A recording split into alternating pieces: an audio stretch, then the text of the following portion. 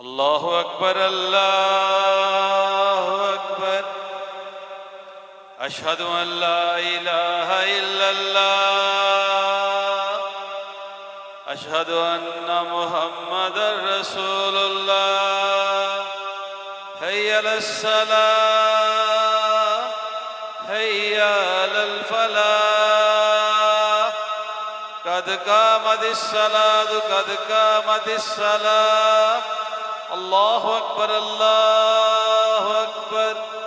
لا إله إلا الله.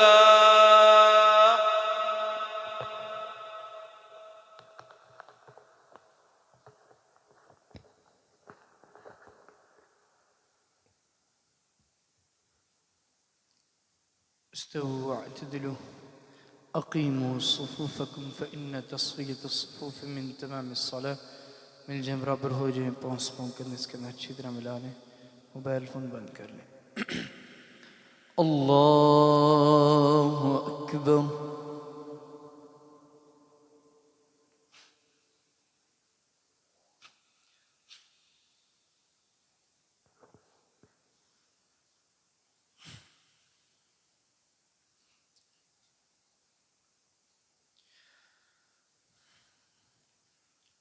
الحمد لله رب العالمين الرحمن الرحيم مالك يوم الدين إياك نعبد وإياك نستعين اهدنا الصراط المستقيم صراط الذين أنعمت عليهم غير المغضوب عليهم ولا الضالين آمين.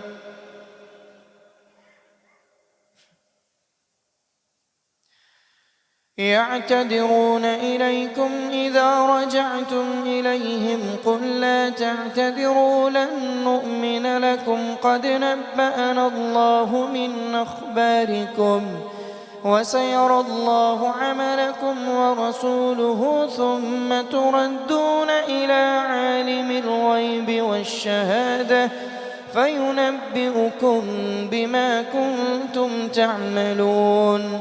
سيحلفون بالله لكم إذا انقلبتم إليهم لتعرضوا عنهم فأعرضوا عنهم إنهم رجس ومأواهم جهنم جزاء بما كانوا يكسبون.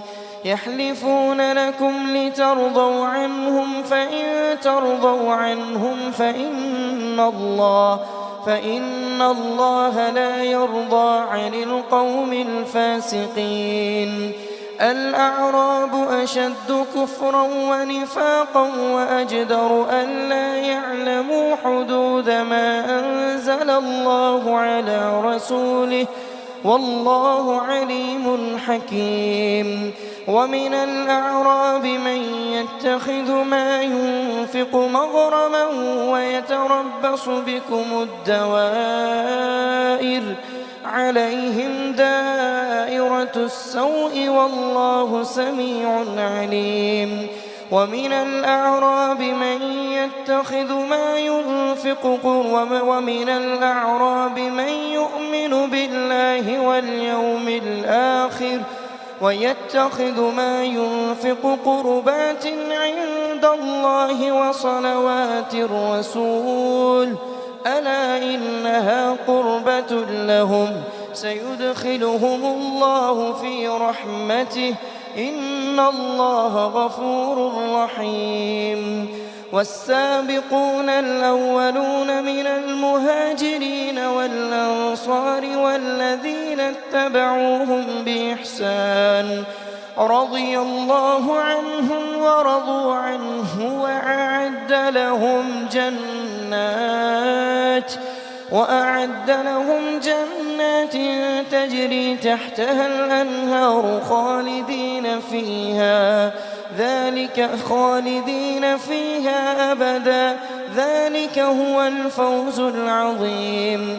وممن حولكم من الأعراب منافقون ومن أهل المدينة مردوا على النفاق لا تعلمهم نحن نعلمهم سنعذبهم مرتين ثم يردون إلى عذاب عظيم وآخرون اعترفوا بذنوبهم خلطوا عملا صالحا وآخر سيئا عسى الله أن يتوب عليهم إن الله غفور رحيم خذ من أموالهم صدقة تطهرهم وتزكيهم بها وصل عليهم إن صلاتك سكن لهم والله سميع عليم ألم يعلموا أن الله هو يقبل التوبة عن عباده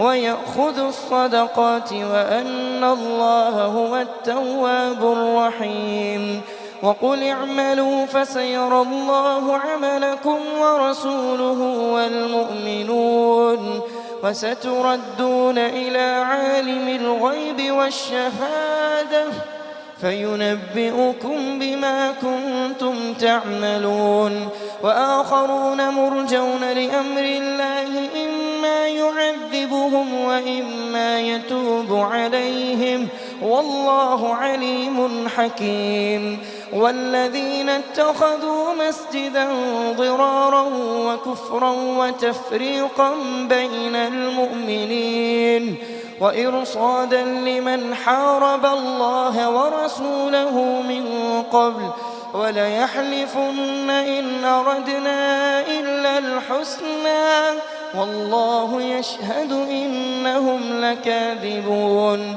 لا تقم فيه أبدا لمسجد نسس على التقوى من أول يوم أحق أن تقوم فيه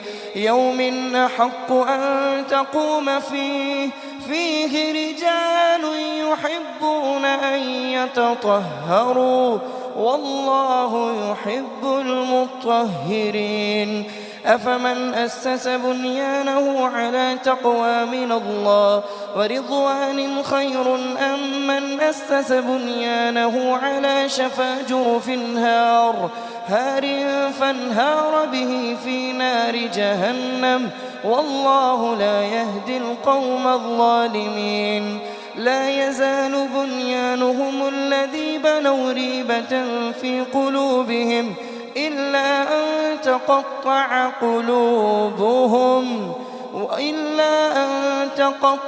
قلوبهم والله عليم بالظالمين الله أكبر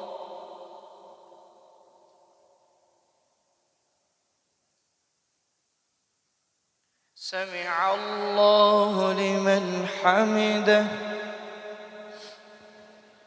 الله أكبر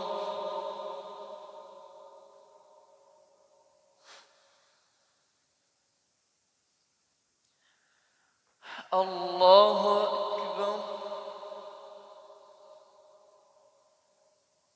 الله أكبر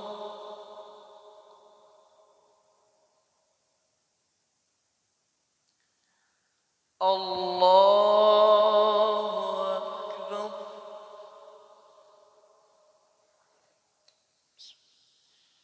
الحمد لله رب العالمين الرحمن الرحيم مالك يوم الدين إياك نعبد وإياك نستعين اهدنا الصراط المستقيم صراط الذين أنعمت عليهم غير المغضوب عليهم ولا الضالين آمين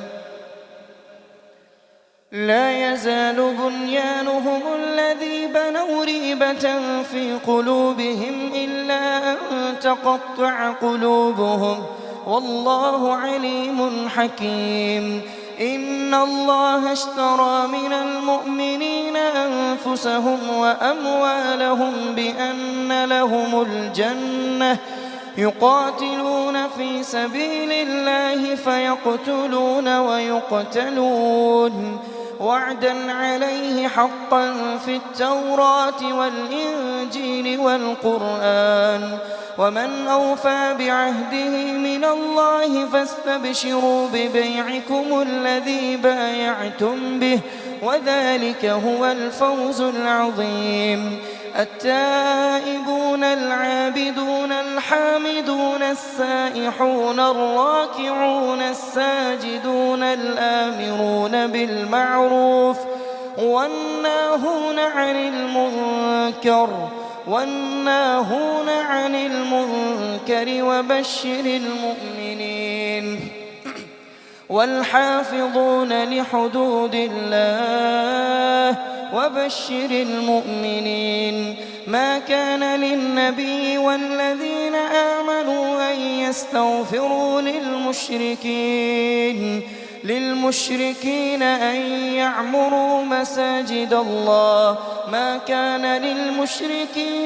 كان للنبي والذين آمنوا أن يستغفروا للمشركين ولو كانوا أولي قربى من بعد ما تبين لهم أنهم أصحاب الجحيم.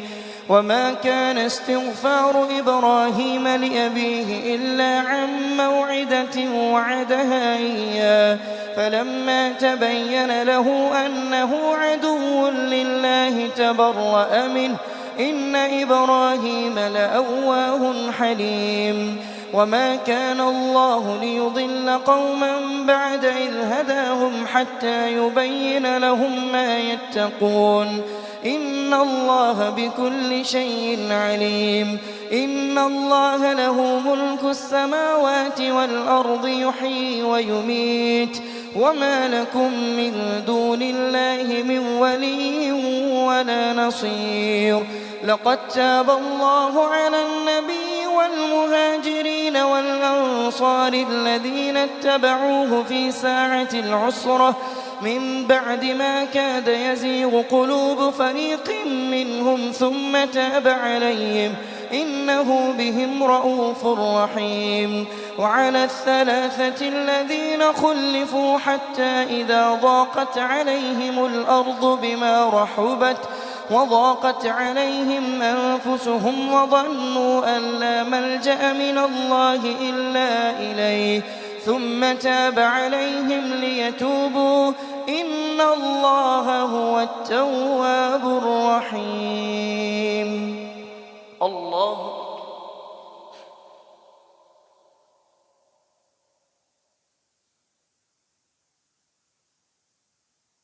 سمع الله لمن حمده. الله أكبر.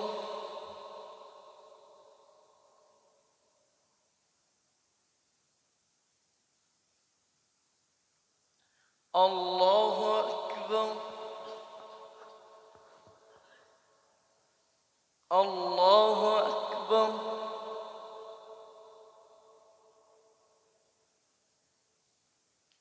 الله أكبر.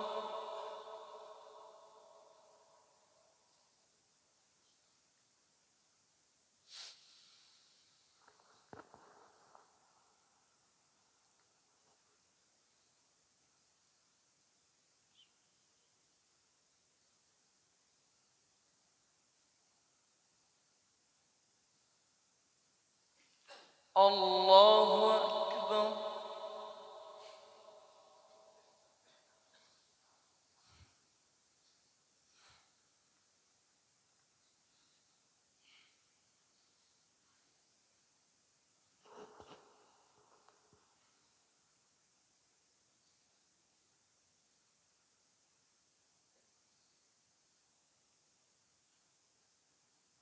الله أكبر.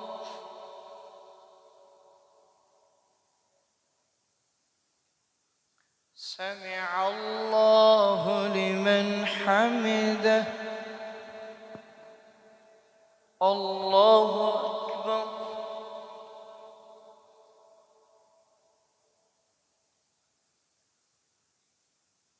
الله أكبر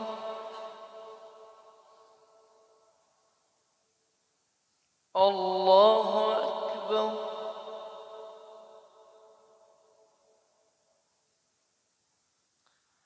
الله أكبر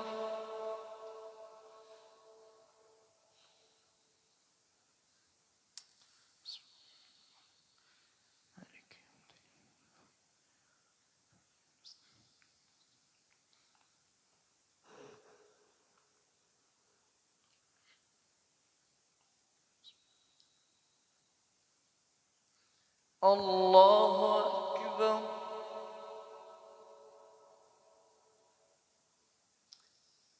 سمع الله لمن حمده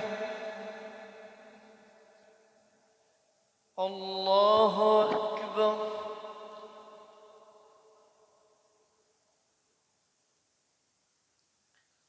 الله أكبر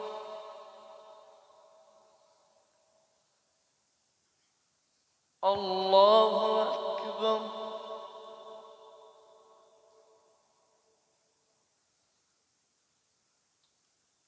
الله أكبر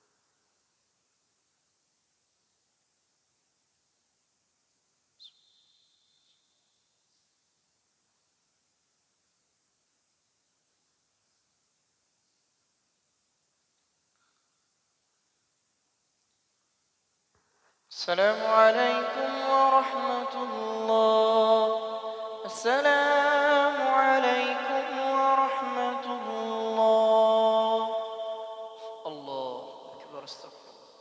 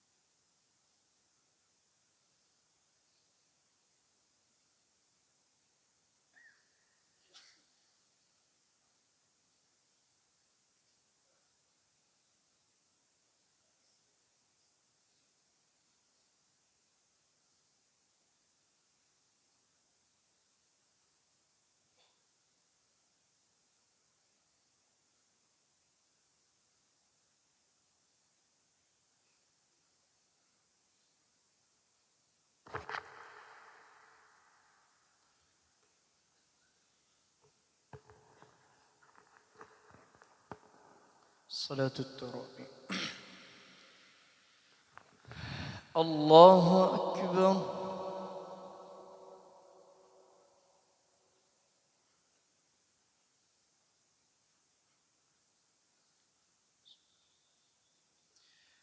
الحمد لله رب العالمين الرحمن الرحيم مالك يوم الدين إياك نعبد وإياك نستعين اهدنا الصراط المستقيم صراط الذين أنعمت عليهم غير المغضوب عليهم ولا الضالين آمين.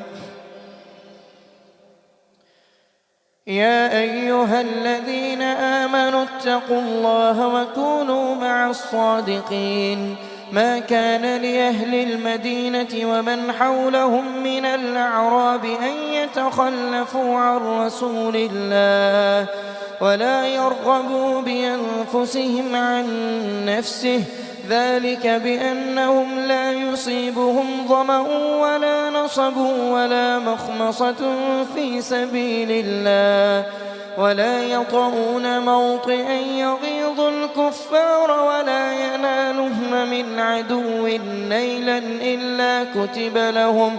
إلا كتب لهم به عمل صالح إن الله لا يضيع أجر المحسنين ولا ينفقون نفقة صغيرة ولا كبيرة ولا يقطعون واديا إلا كتب لهم ليجزيهم الله أحسن ما كانوا يعملون وما كان المؤمنون لينفروا كافة فلولا نفر من كل فرقة منهم طائفة ليتفقهوا في الدين ولينذروا قومهم إذا رجعوا إليهم لعلهم يحذرون يا أيها الذين آمنوا قاتلوا الذين يلونكم من الكفار وليجدوا فيكم غلظة واعلموا أن الله مع المتقين وإذا ما أنزلت سورة فمنهم من يقول أيكم زادته هذه إيمانا فأما الذين آمنوا فزادتهم إيمانا وهم يستبشرون وأما الذين في قلوبهم مرض فزادتهم رجسا إلى رجسهم وماتوا وهم كافرون أولا يرون أنهم يفتنون في كل عام مرة أو مرتين ثم لا يتوبون ولا هم يذكرون وإذا ما أنزلت سورة نظر بعضهم إلى بعض هل يراكم من أحد ثم انصرفوا صرف الله قلوبهم بأنهم قوم لا يفقهون لقد جاءكم رسول من أنفسكم عزيز عليه ما عنتم حريص عليكم بالمؤمنين رؤوف رحيم فإن تولوا فقل حسبي الله لا إله إلا هو عليه توكلت وهو رب العرش العظيم. بسم الله الرحمن الرحيم. ألف لام را تلك آيات الكتاب الحكيم أكان للناس عجبا أن أوحينا إلى رجل منهم أن أنذر الناس وبشر الذين آمنوا أن لهم قدم صدق عند ربهم قال الكافرون إن هذا لساحر مبين إن ربكم الله الذي خلق السماوات والأرض في 6 أيام ثم استوى على العرش يدبر الأمر ما من شفيع إلا من بعد إذنه ذلكم الله ربكم فاعبدوه أفلا تذكرون إليه مرجعكم جميعا وعد الله حقا إنه يبدأ الخلق ثم يعيده ليجزي الذين آمنوا وعملوا الصالحات بالقسط والذين كفروا لهم شراب من حميم وعذاب أليم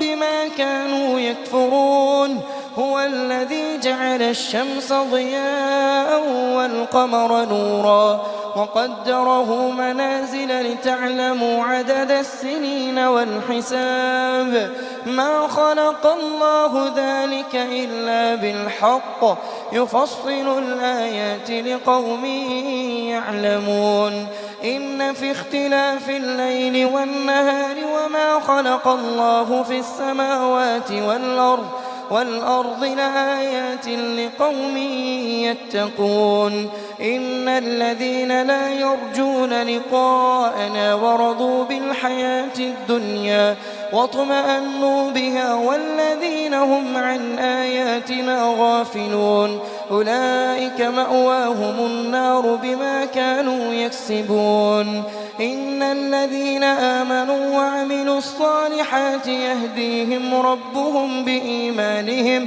تجري من تحتهم الأنهار في جنات النعيم دعواهم فيها سبحانك اللهم وتحيتهم فيها سلام وآخر دعواهم أن الحمد لله رب العالمين ولو يعجل الله للناس الشر استعجالهم بالخير لقضي إليهم أجلهم فنذر الذين لا يرجون لقاءنا في طغيانهم يعمهون وإذا مس الإنسان الضر دعانا لجنبه أو قاعدا أو قائما فلما كشفنا عنه ضره مر كأن لم يدعنا إلى ضر مسه كذلك زين للمسرفين ما كانوا يعملون ولقد أهلكنا القرون من قبلكم لما ظلموا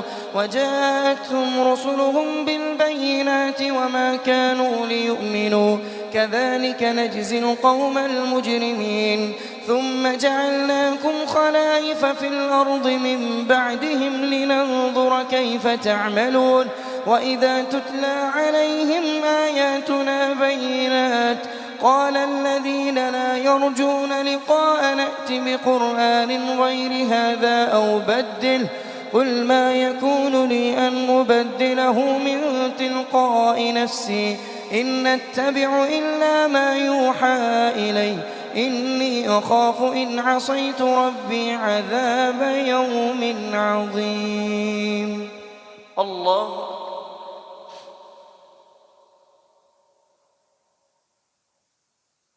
سمع الله لمن حمده الله أكبر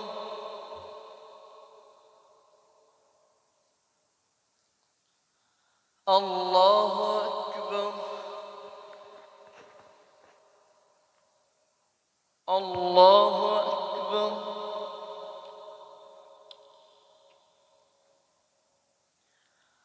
الله أكبر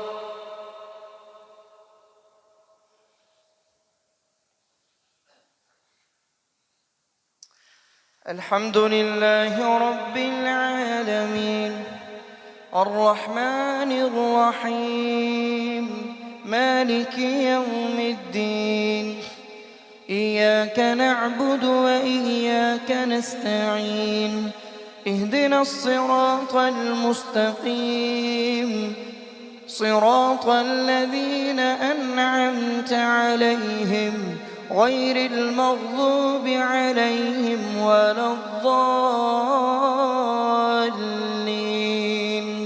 آمين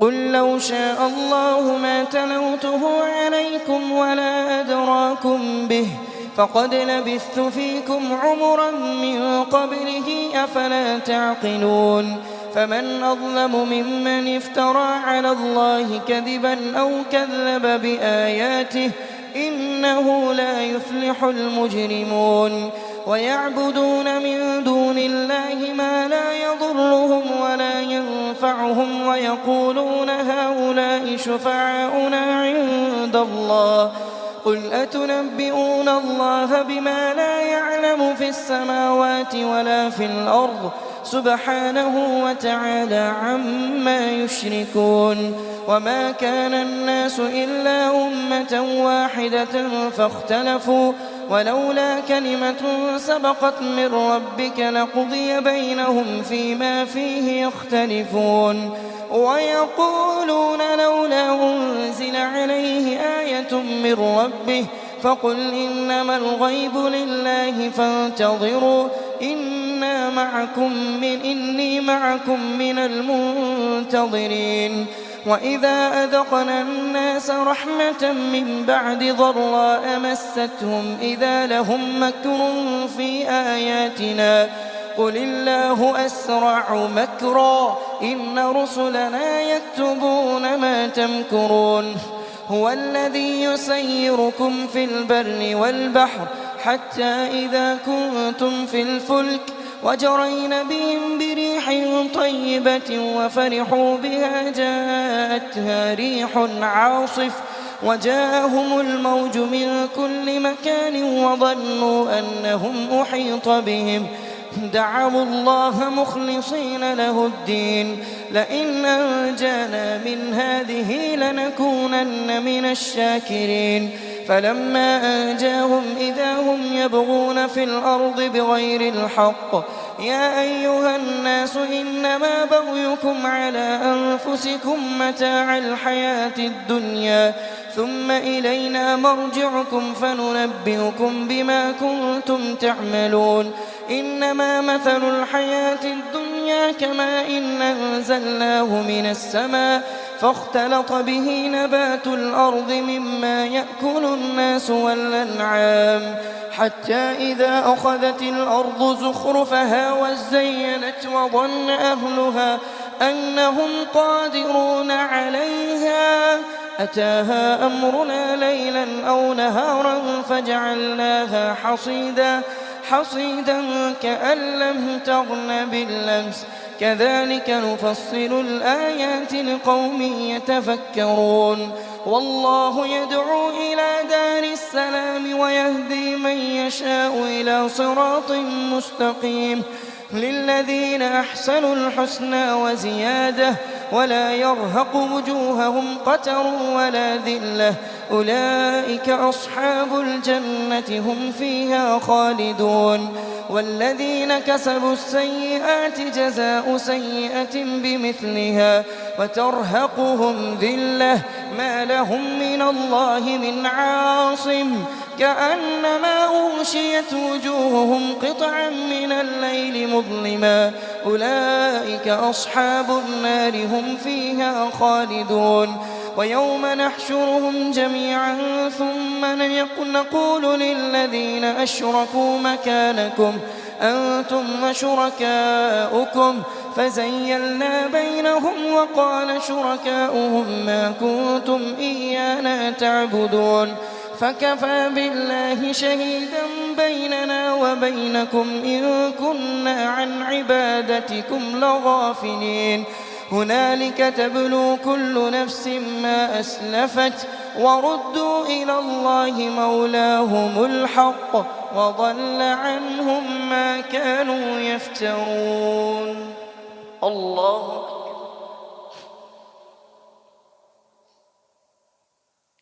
سمع الله لمن حمده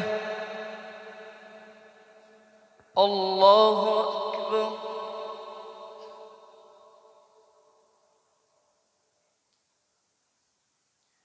الله أكبر الله أكبر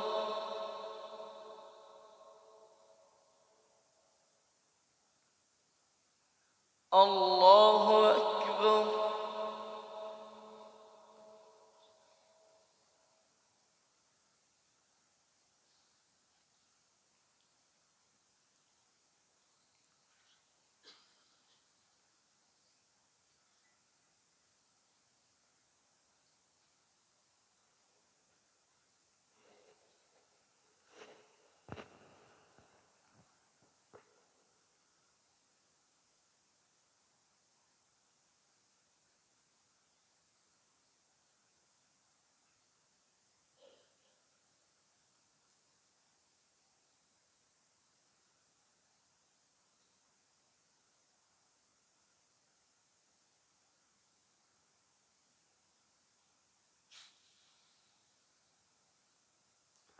السلام عليكم ورحمة الله.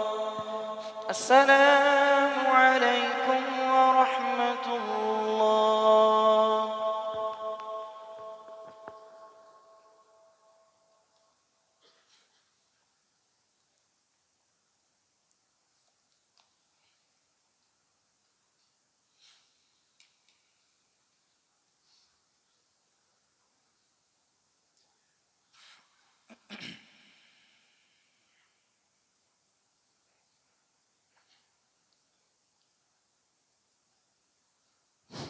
الله أكبر.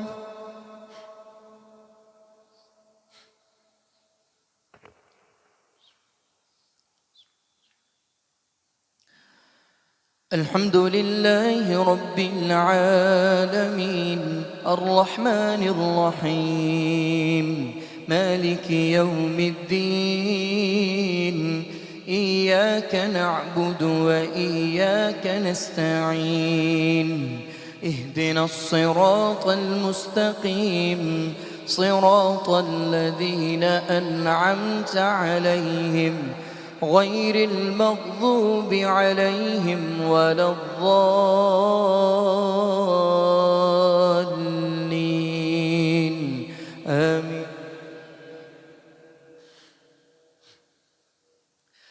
قل من يرزقكم من السماء والأرض أم من يملك السمع والأبصار ومن يخرج الحي من الميت ويخرج الميت من الحي ومن يدبر الأمر فسيقولون الله فقل أفلا تتقون فذلكم الله ربكم الحق فماذا بعد الحق إلا الضلال فأنى تصرفون كذلك حقت كلمة ربك على الذين فسقوا أنهم لا يؤمنون قل هل من شركائكم من يبدأ الخلق ثم يعيده قل الله يبدأ الخلق ثم يعيده فأنى تؤفكون قل هل من شركائكم من يهدي إلى الحق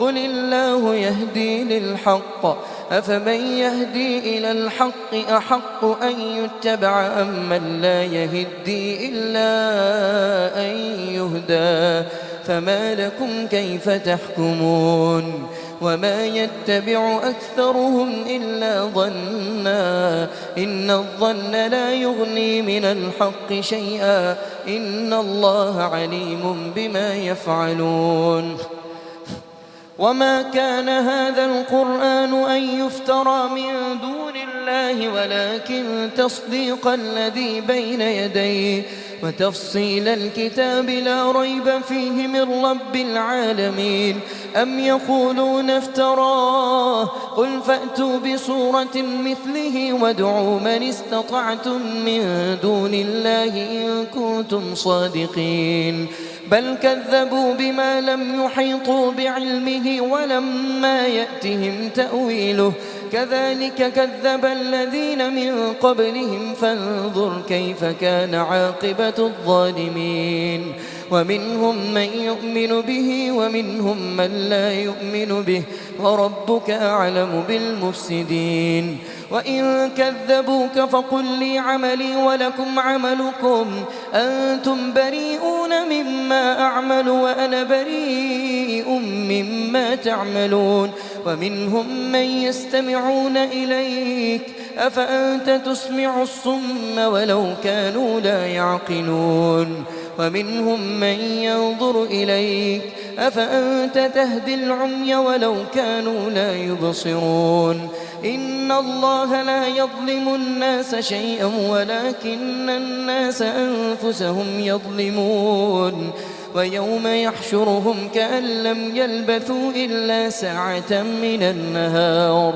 يتعارفون بينهم قد خسر الذين كذبوا بلقاء الله وما كانوا مهتدين وإما نرينك بعض الذي نعدهم أو نتوفينك فإلينا مرجعهم ثم الله شهيد على ما يفعلون ولكل أمة رسول فإذا جاء رسولهم قضي بينهم بالقسط وهم لا يظلمون ويقولون متى هذا الوعد إن كنتم صادقين قل لا أملك لنفسي نفعا ولا ضرا إلا ما شاء الله لكل أمة نجل إذا جاء أجلهم فلا يستأخرون ساعة ولا يستقدمون قل أرأيتم إن أتاكم عذابه بياتا أو نهارا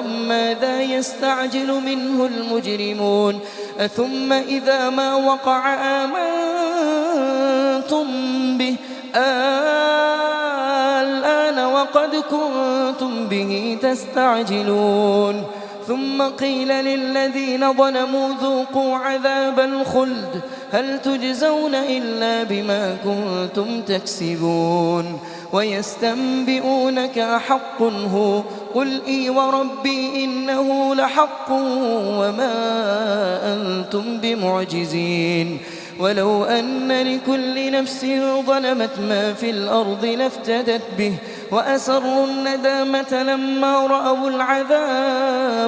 وأسروا الندامة لما رأوا العذاب وقضي بينهم بالحق وهم لا يظلمون وقضي بينهم بالقسط وهم لا يظلمون ألا إن لله ما في السماوات والأرض ألا إن وعد الله حق ولكن أكثرهم لا يعلمون هو يحيي ويميت وإليه ترجعون يا أيها الناس قد جاءتكم موعظة من ربكم وشفاء لما في الصدور وهدى ورحمة للمؤمنين قل بفضل الله وبرحمته فبذلك فليفرحوا هو خير مما يجمعون قل أرأيتم ما أنزل الله لكم من رزق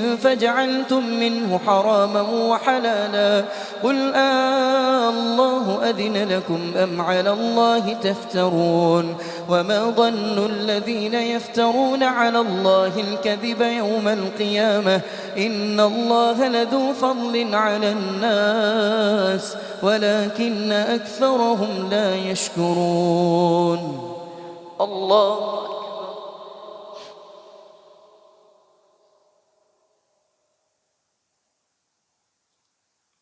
سمع الله لمن حمده الله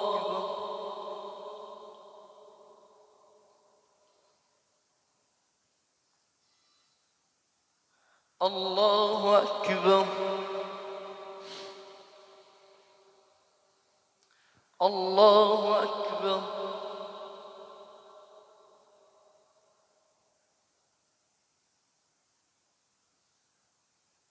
الله أكبر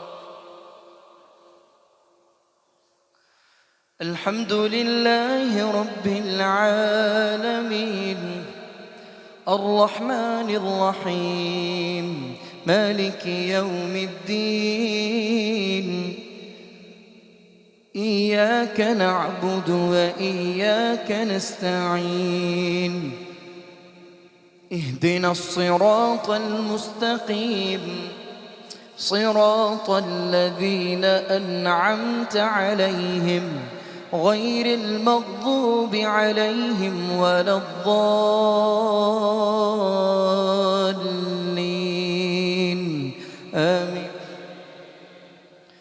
وما تكون في شأن وما تتلو منه من قرآن ولا تعملون من عمل إلا كنا عليكم شهودا إذ تفيضون فيه وما يعزب عن ربك من مثقال ذرة في الأرض ولا في السماء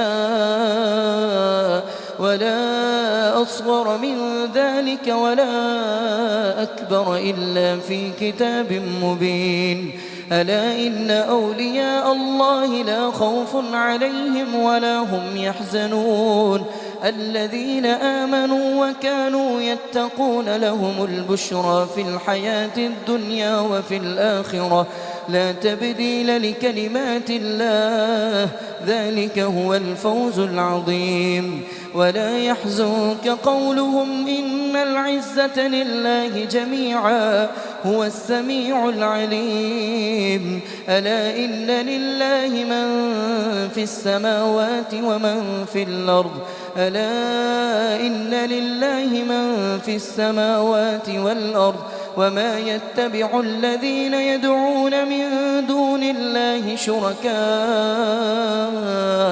إن يتبعون إلا الظن وإن هم إلا يخرصون هو الذي جعل لكم الليل لتسكنوا فيه والنهار مبصرا إن في ذلك لآيات لقوم يسمعون قالوا اتخذ الله ولدا سبحانه هو الغني له ما في السماوات وما في الأرض إن عندكم من سلطان بهذا أتقولون على الله ما لا تعلمون قل إن الذين يفترون على الله الكذب لا يفلحون متاع في الدنيا ثم إلينا مرجعهم ثم نذيقهم العذاب الشديد بما كانوا يكفرون الله أكبر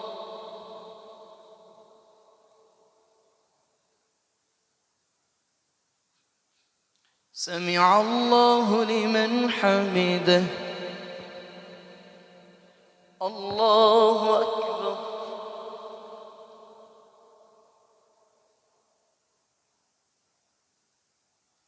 الله أكبر الله أكبر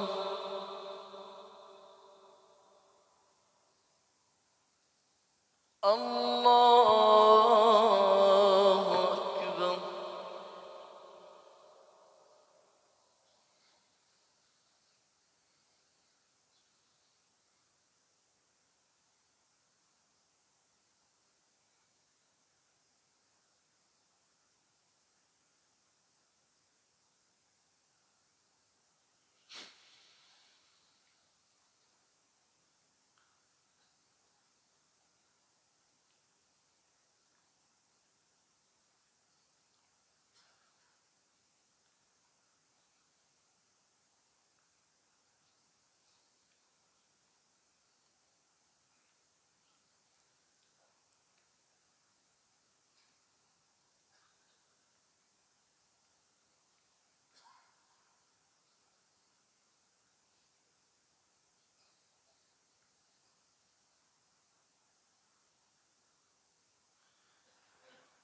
السلام عليكم ورحمة الله السلام عليكم ورحمة الله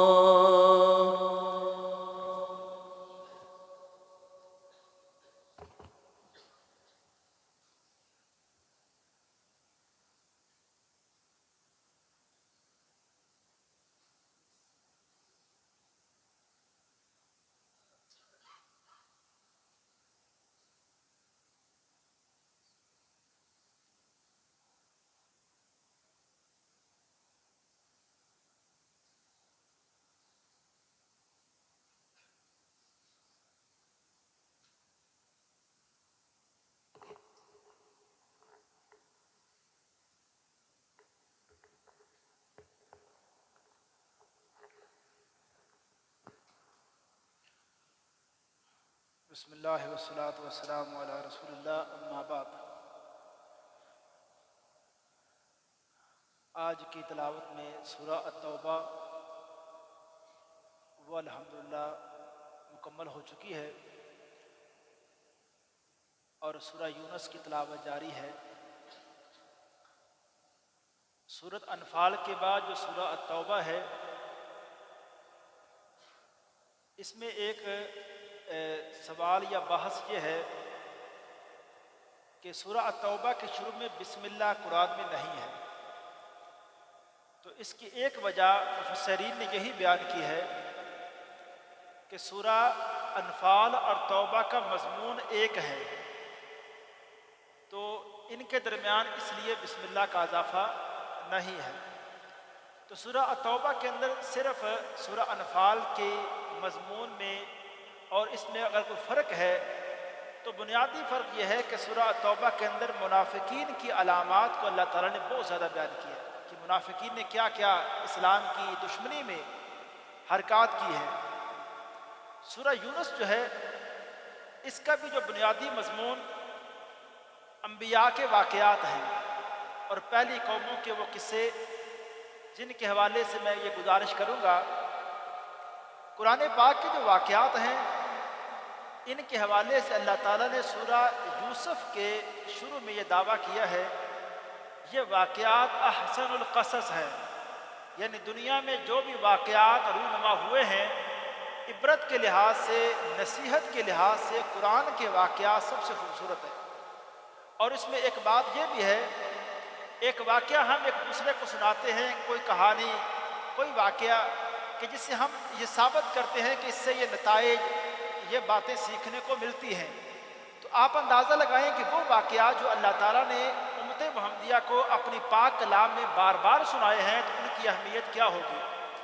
تو سورہ یونس کے اندر قوم نوح کا واقعہ اور اسی طرح یونس علیہ السلام کی قوم کا جو واقعہ ہے اس کا اختصاراً اللہ تعالیٰ نے اس طرح سے ذکر کیا ہے کہ دیکھیں اللہ تعالیٰ اس صورت میں فرماتے ہیں کہ ایک قوم یونس علیہ السلام کی وہ قوم ہے جن کے بدعمالیوں کی وجہ سے عذاب کا وقت بالکل قریب تھا، لیکن اس قوم نے اللہ تعالیٰ سے ایسی معافی مانگی اور مفسرین نے اس کی وضاحت اس طرح سے کی ہے کہ جیسے ہی ان کو محسوس ہوا اور یونس علیہ السلام نے ان کو بتا دیا کہ اب جو تم بدعمالیاں کر چکے ہو، اور یونس علیہ السلام ناراض ہو کے اپنی قوم سے باہر جا چکے ہیں، اب قوم والے بھی پریشان ہوئے، ان کو یہ لگا کہ شاید اللہ کے عذاب کا وقت قریب ہے۔ وہ قوم کے لوگ اپنی بستی سے باہر نکلے اور جانور بھی ان کے باہر نکلے، چھوٹے بچے ان کے سامنے جب روئے اور بڑی عجیب سی وہ کیفیت جب سامنے ہوئی کہ بچے رو رہے ہیں، بوڑھے اللہ کے سامنے ہاتھ پھیلا کے اپنے گناہوں کی معافی مانگ رہے ہیں، اور دوسری طرف حضرت یونس علیہ السلام کا جو واقعہ ہے، اپنی قوم سے ناراض ہوتے ہیں اور ایک سمندر میں سفر شروع کرتے ہیں۔ مشہور واقعہ ہے کہ وہ کشتی سے نیچے سمندر میں چھلانگ لگاتے ہیں، مچھلی کے پیٹ میں چلے جاتے ہیں۔ اب میں صرف اور صرف یہاں صرف ایک گزارش کروں گا، اللہ کے نبی کا اپنے رب کے اوپر توکل، ایمان کس قدر مضبوط ہے کہ جو پیغمبر پانی کی گہرائیوں کے اندر جا چکے ہیں، مچھلی کے پیٹ میں جا چکے ہیں، اس پیغمبر کو وہاں بھی یقین ہے کہ اللہ مجھے اس مشکل سے بھی نکال سکتا ہے۔ اس لیے تو اس پیغمبر نے جس انداز سے اپنے رب کے سامنے گزارش کی وہ سننے والی ہے۔ نبی یونس کی دعا میں ایک دفعہ بھی انہوں نے نہیں کہا کہ اللہ مجھے اس مچھلی کے پیٹ سے باہر نکال دے، بلکہ کیا کہا؟ سبحانک لا الہ الا انت سبحانک انی کنت من الظالمین۔ سب سے پہلے کہا اللہ تیرے علاوہ کوئی معبود نہیں ہے، سب سے پہلے کہا۔ پھر اس کے بعد کہا سبحانک، تو اللہ پاک ہے۔ اب تو اللہ پاک ہے کا کیا معنی، کیا وضاحت ہوئی؟ اللہ غلطی کرنے سے، بھول جانے سے اللہ تو پاک ہے، اللہ ان مصیبتوں میں پڑ جانے سے اللہ تو پاک ہے، اللہ پریشانیوں کے اندر اللہ دوچار ہو جانے سے اللہ تو پاک ہے، اللہ ہم غلطی بھی کر لیتے ہیں، اللہ ہم ان پریشانیوں کا سامنا بھی ہمیں کرنا پڑتا ہے۔ دیکھیں یونس علیہ السلام نے پھر اس دعا سے اہل علم کا یہ خیال ہے کہ جب بھی اللہ تعالیٰ کے سامنے ہاتھ اٹھائے جائیں तो सबसे पहले अल्लाह ताला की तारीफ़ात की जाएं, और तारीफ़ात करने के बाद यूनुस अलैहिस्सलाम की दुआ हमें सिखाती है कि सब दूसरा ये काम करे कि इन्नी कुन्तु मिनज़ ज़ालिमीन। ये लफ्ज़ हमें बताते हैं कि सबसे उसके बाद अपनी जो गलती है अल्लाह के सामने वाज़े लफ्ज़ों में उसका इतराफ़ करे।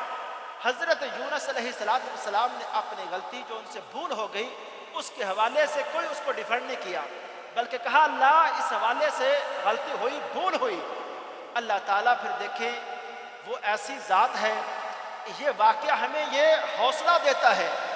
इस वाक़या को हम अल्लाह के सामने दुआओं में एक पेश करके, इसका अल्लाह ताला के सामने ज़िक्र करके अपनी मुश्किलों का हल भी अल्लाह ताला से ले सकते हैं कि अल्लाह तू वो ज़ात है जिसने अपने पैगंबर को मछली के पेट के अंदर, समंदर की जो पानी उसकी गहराइयों के अंदर, अल्लाह वो ज़ात जिसने वहाँ से अपने पैगंबर को बचाया, उस परेशानी से अल्लाह तूने निकाला। अल्लाह हमारी परेशानी ये है, अल्लाह हमें भी इस परेशानी से अल्लाह तू निकाल दे। तो यूनुस अलैहिस्सलाम की ये दुआ हमें ज़ुबानी याद भी करनी चाहिए।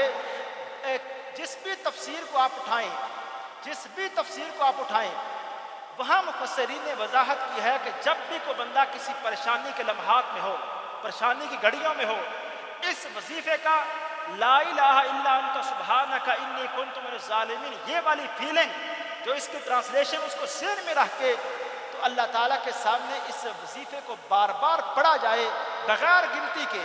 अगर कोई बंदा अपने लिए गिनती मुकर्रर करना चाहे कर भी ले, लेकिन जितना कसरत के साथ और एक फीलिंग के साथ इस वजीफ़े को पढ़ा जाए, अल्लाह ताला परेशानियों के अंदर अल्लाह ताला लाजमी तौर पे इंसान के लिए छुटकारे के रास्ते अल्लाह बना देता है। और इसमें सिर्फ हमें यह सबक याद रखना चाहिए कि पैगंबर हज़रत यूनुस का ईमान देखें और तवक्कुल देखें कि उनको पता है या वो जानते हैं कि अल्लाह मुझे इस मुश्किल से भी निकाल सकते हैं। अस्सलाम।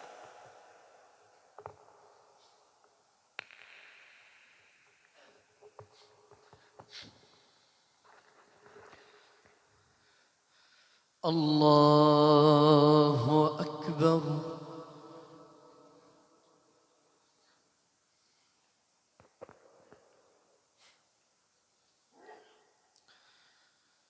अल्हम्दुलिल्लाहि रब्बिल आलमीन अर्रहमानिर रहीम मालिकि यौमिद्दीन इय्याका नअबुदु व इय्याका नस्तईन اهدنا الصراط المستقيم صراط الذين أنعمت عليهم غير المغضوب عليهم ولا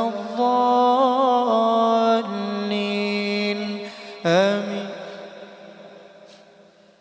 واتل عليهم نبأ نوح إذ قال لقومه يا قوم إن كان كبر عليكم مقامي وتذكيري بآيات الله فعلى الله توكلت فأجمعوا أمركم وشركاءكم ثم لا يكن أمركم عليكم غمة ثم اقضوا إلي ولا تنظرون فإن توليتم فما سألتكم من أجر إن أجري إلا على الله وأمرت أن أكون من المسلمين فكذبوه فنجيناه ومن معه في الفلك وجعلناهم خلائف وأغرقنا الذين كذبوا بآياتنا فانظر كيف كان عاقبة المنذرين ثم بعثنا من بعده رسلا إلى قومهم فجاءوهم بالبينات فما كانوا ليؤمنوا بما كذبوا به من قبل كذلك نطبع على قلوب المعتدين ثم بعثنا من بعدهم موسى وهارون إلى فرعون وملئه بآياتنا فاستكبروا وكانوا قوما مجرمين فلما جاءهم الحق من عندنا قالوا إن هذا لسحر مبين قال موسى أتقولون للحق لما جاءكم أسحر هذا ولا يفلح الساحرون قالوا أجئتنا لتأفتنا عما وجدنا عليه آباءنا وتكون لكما الكبرياء في الأرض وما نحن لكما بمؤمنين وقال فرعون ائتوني بكل ساحر عليم فلما جاء السحرة قال لهم موسى ألقوا ما أنتم ملقون فلما ألقوا قال موسى ما جئتم به السحر إن الله سيبطله إن الله لا يصلح عمل المفسدين ويحق الله الحق بكلماته ولو كره المجرمون فما آمن لموسى إلا ذرية من قومه على خوف من فرعون وملئهم أن يفتنهم وإن فرعون لعال في الأرض وإنه لمن المسرفين وقال موسى يا قوم إن كنتم آمنتم بالله فعليه توكلوا إن كنتم مسلمين فقالوا على الله توكلنا ربنا لا تجعلنا فتنة للقوم الظالمين ونجنا برحمتك من القوم الكافرين وأوحينا إلى موسى وأخيه أن تبوأ لقومكما بمصر بيوتا واجعلوا بيوتكم قبلة وأقيموا الصلاة وبشر المؤمنين وقال موسى ربنا إنك آتيت فرعون وملأه زينة وأموالا في الحياة الدنيا ربنا ليضلوا عن سبيلك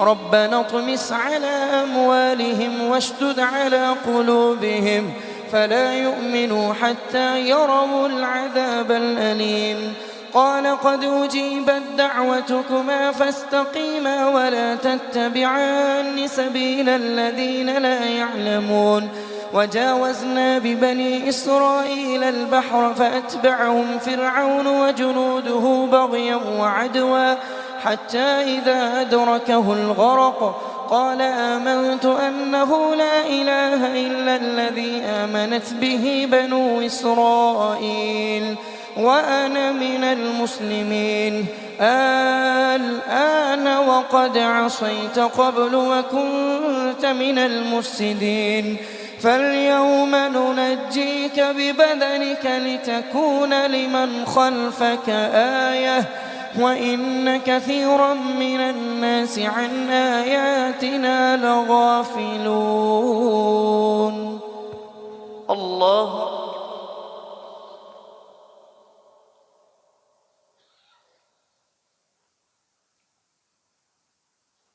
سمع الله لمن حمده الله أكبر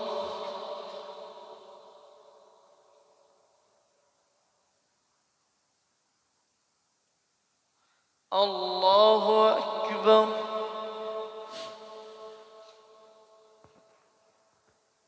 الله أكبر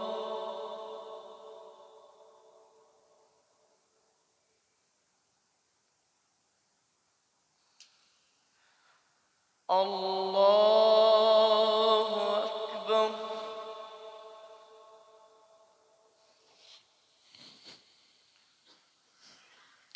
الحمد لله رب العالمين الرحمن الرحيم مالك يوم الدين إياك نعبد وإياك نستعين اهدنا الصراط المستقيم صراط الذين أنعمت عليهم غير المغضوب عليهم ولا الضالين آمين ولقد بوأنا بني إسرائيل مبوأ صدق ورزقناهم من الطيبات فما اختلفوا حتى جاءهم العلم إن ربك يقضي بينهم يوم القيامة فيما كانوا فيه يختلفون فإن كنت في شك مما أنزلنا إليك فاسأل الذين يقرؤون الكتاب من قبلك لقد جاءك الحق من ربك فلا تكونن من الممترين ولا تكونن من الذين كذبوا بآيات الله فتكون من الخاسرين إن الذين حقت عليهم كلمة ربك لا يؤمنون ولو جاءتهم كل آية حتى يروا العذاب الأليم فلولا كانت قرية آمنت فنفعها إيمانها إلا قوم يونس لما آمنوا كشفنا عنهم عذاب الخزي في الحياة الدنيا ومتعناهم إلى حين ولو شاء ربك لآمن من في الأرض كلهم جميعا أفأنت تكره الناس حتى يكونوا مؤمنين وما كان لنفس أن تؤمن إلا بإذن الله ويجعل الرجس على الذين لا يعقلون قل انظروا ماذا في السماوات والأرض وما تغني الآيات والنذر عن قوم لا يؤمنون فهل ينتظرون إلا مثل أيام الذين خلوا من قبلهم قل فانتظروا إني معكم من المنتظرين الله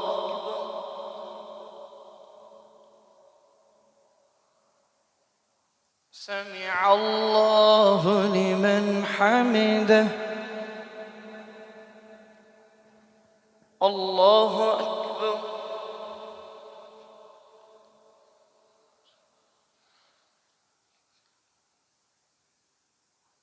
الله أكبر الله أكبر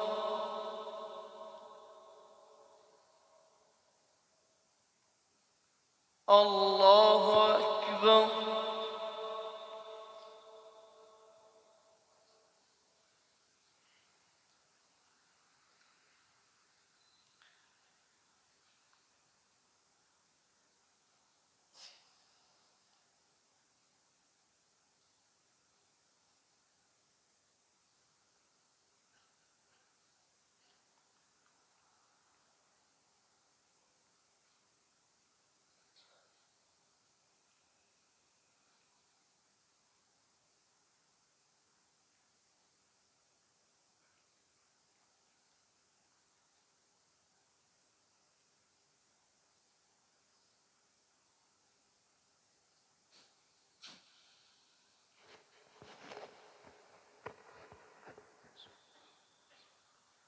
السلام عليكم ورحمة الله السلام عليكم ورحمة الله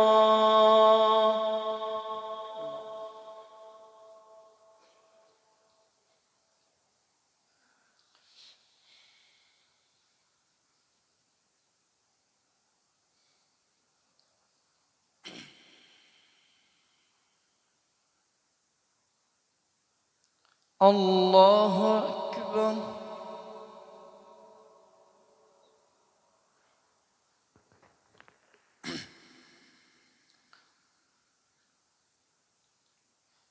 الحمد لله رب العالمين الرحمن الرحيم مالك يوم الدين إياك نعبد وإياك نستعين اهدنا الصراط المستقيم صراط الذين أنعمت عليهم غير المغضوب عليهم ولا الضالين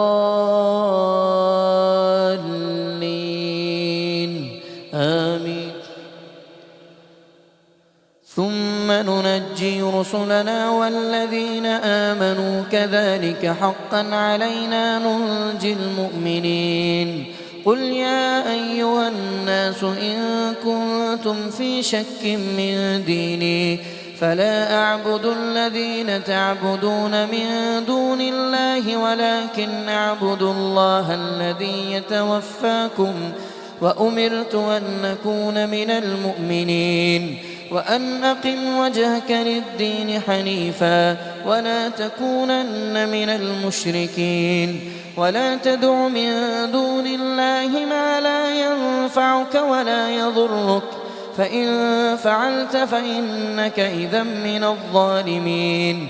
وإن يمسسك الله بضر فلا كاشف له إلا هو وإن يردك بخير فلا راد لفضله يصيب به من يشاء من عباده وهو الغفور الرحيم. قل يا أيها الناس قد جاءكم الحق من ربكم فمن اهتدى فإنما يهتدي لنفسه ومن ضل فإنما يضل عليها وما أنا عليكم بوكيل. واتبع ما يوحى إليك واصبر حتى يحكم الله وهو خير الحاكمين. الله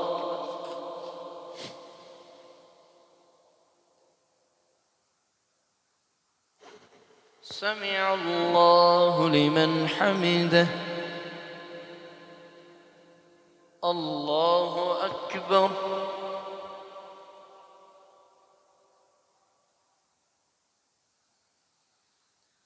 الله أكبر.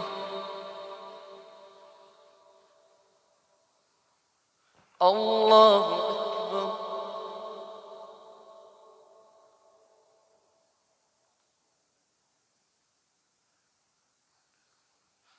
الله أكبر. الحمد لله رب العالمين الرحمن الرحيم مالك يوم الدين إياك نعبد وإياك نستعين اهدنا الصراط المستقيم صراط الذين أنعمت عليهم غير المغضوب عليهم ولا الضالين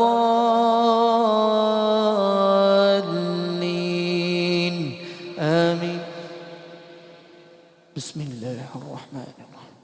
ألف لام را كتاب أحكمت آياته ثم فصلت من لدن حكيم خبير ألا تعبدوا إلا الله إنني لكم منه نذير وبشير وأن استغفروا ربكم ثم توبوا إليه يمتعكم متاعا حسنا إلى أجل مسمى ويؤت كل ذي فضل فضله وإن تولوا فإني أخاف عليكم عذاب يوم كبير إلى الله مرجعكم وهو على كل شيء قدير ألا إنهم يثنون صدورهم ليستخفوا منه ألا حين يستغشون ثيابهم يعلم ما يسرون وما يعلنون إنه عليم بذات الصدور. الله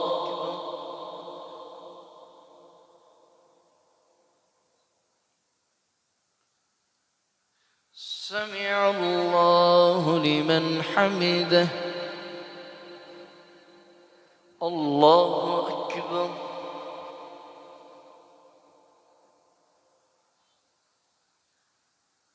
الله أكبر.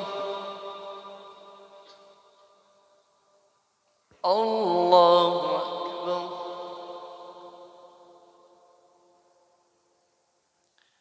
الله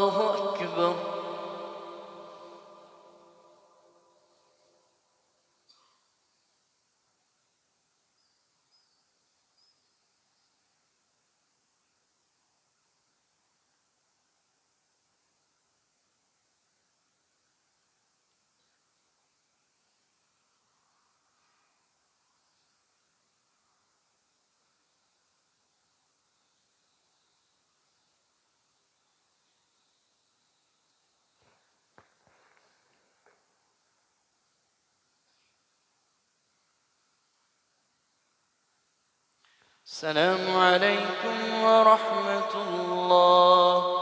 السلام عليكم ورحمة الله.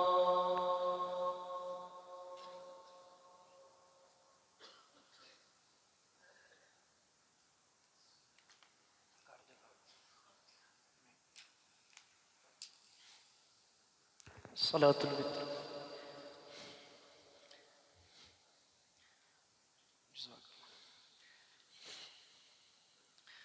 الله أكبر.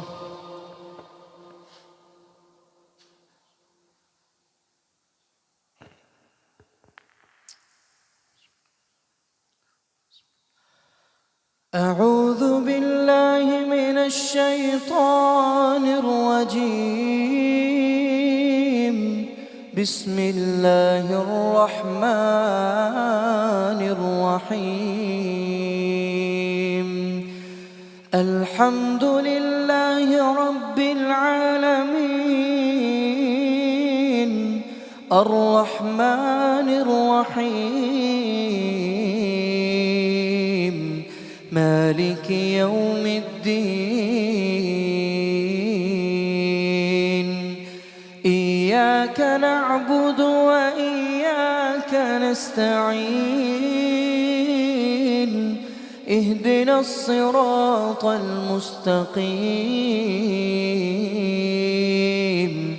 صراط الذين أنعمت عليهم غير المغضوب عليهم ولا الضالين.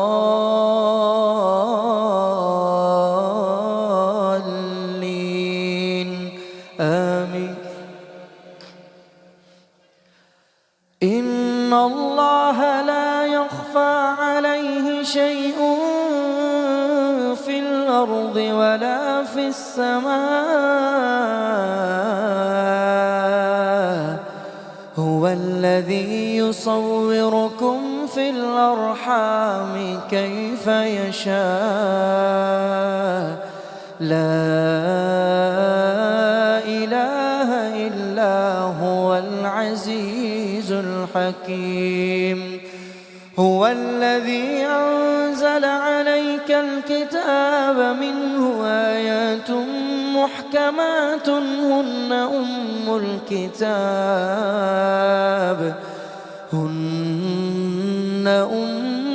الكتاب وأخر متشابهات. فأما الذين في قلوبهم زيغ فيتبعون ما تشابه منه ابتغاء الفتنة وابتغاء تأويله وما يعلم تأويله إلا الله. والراسخون في العلم يقولون آمنا به كل من عند ربنا وما يذكر إلا أولو الألباب. الله أكبر.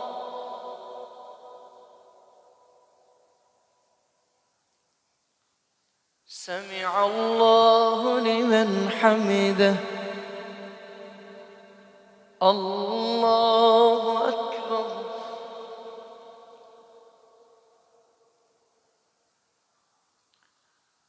الله أكبر. الله أكبر.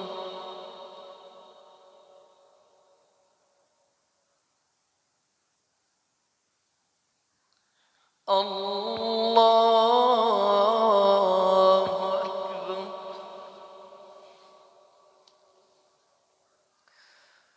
الحمد لله رب العالمين الرحمن الرحيم مالك يوم الدين. إياك نعبد وإياك وإياك نستعين اهدنا الصراط المستقيم صراط الذين أنعمت عليهم غير المغضوب عليهم ولا الضالين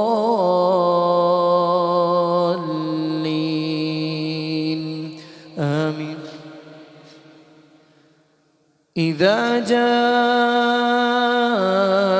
نصر الله والفتح ورأيت الناس يدخلون في دين الله أفواجا فسبح بحمد ربك واستغفر إنه كان توابا.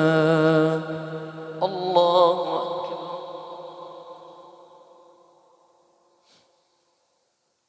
سمع الله لمن حمده. الله أكبر.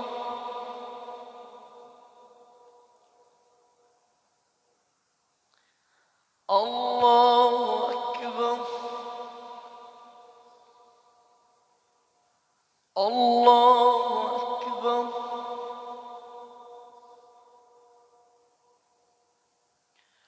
الله أكبر.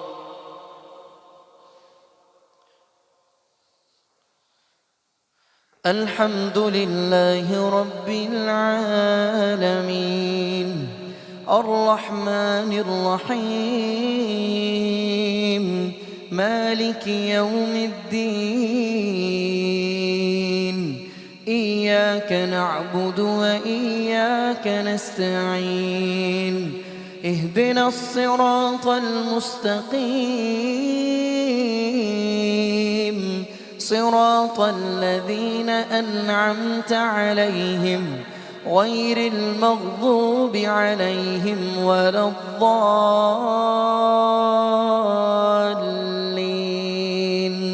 آمين. قل هو الله أحد الله الصمد لم يلد ولم يولد ولم يكن له كفوا أحد. الله أكبر.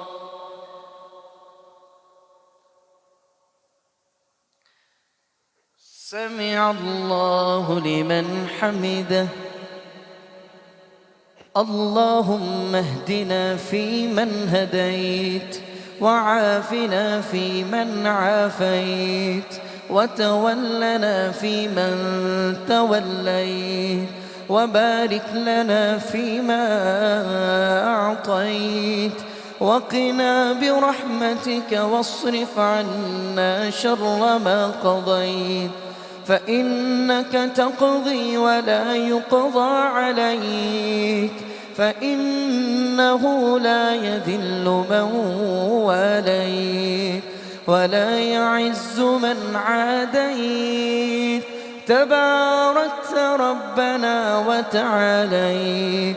نستغفرك اللهم من جميع الذنوب والخطايا ونتوب إليك.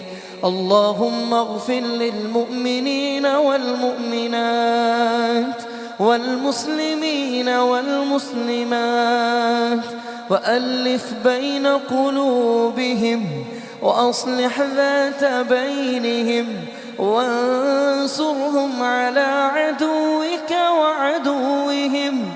اللهم العن الكفرة الذين يصدون عن سبيلك ويكذبون رسلك ويقاتلون أولياءك. اللهم خالف بين كلمتهم وزلزل أقدامهم وأنزل بهم بأسك الذي لا ترده عن القوم المجرمين. اللهم اغفر لنا وارحمنا. ربنا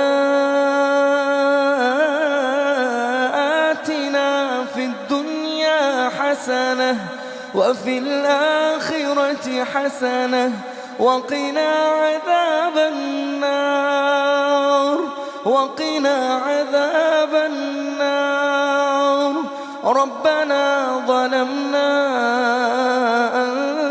أنفسنا وإن لم تغفر لنا وترحمنا لنكونن من الخاسرين. لا إله إلا أنت سبحانك إنا كنا من الظالمين. اللهم اغفر لنا قبل الموت وارحم لنا عند الموت ولا تعذبنا بعد الموت ولا تحاسبنا يوم القيامة. اللهم حاسبنا حسابا يسيرا. اللهم اشف كل مريض. اللهم اشف مرضانا ومرضى المسلمين يا شافي الأمراض. اشف مرضانا ومرضى المسلمين يا قاضي الحاجات. اقض حاجاتنا وحاجات المسلمين. ربنا فاغفر لنا ذنوبنا وكفر عنا سيئاتنا وتوفنا مع الأبرار. ربنا وآتنا ما وعدتنا على رسلك ولا تخزنا يوم القيامة.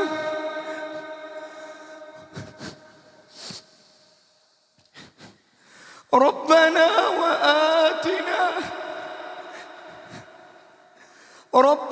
وآتنا ما وعدتنا على رسلك ولا تخزنا يوم القيامة إنك لا تخلف الميعاد. اللهم رب ارحمهما. اللهم رب ارحمهما كما ربياني صغيرا. اللهم رب ارحمهما كما ربياني صغيرا. اللهم اغفر لنا وارحمنا. اللهم اقسم لنا من خشيتك ما تحول به بيننا وبين معصيتك ومن طاعتك ما تبلغنا به جنتك ومن اليقين ما تهون به علينا مصائب الدنيا. ومتعنا اللهم بأسماعنا وأبصارنا وقواتنا أبدا ما أحييتنا. اللهم انصر المسلمين في فلسطين. اللهم انصر المسلمين في فلسطين.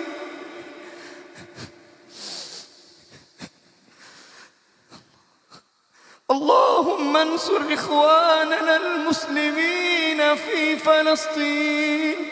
اللهم انصر المسلمين في كل مكان.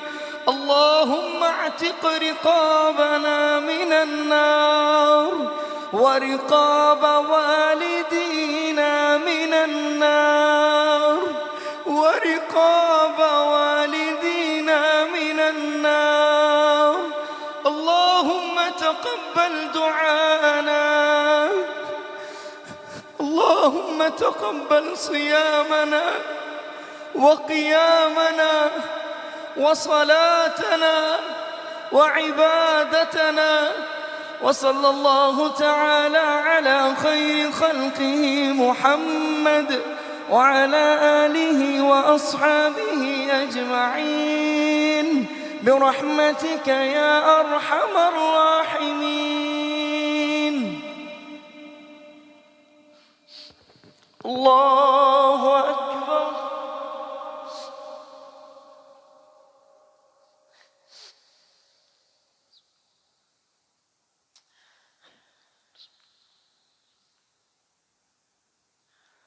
الله أكبر.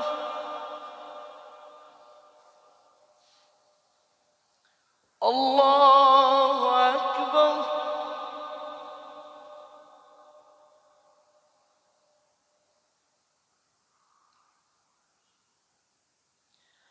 الله أكبر.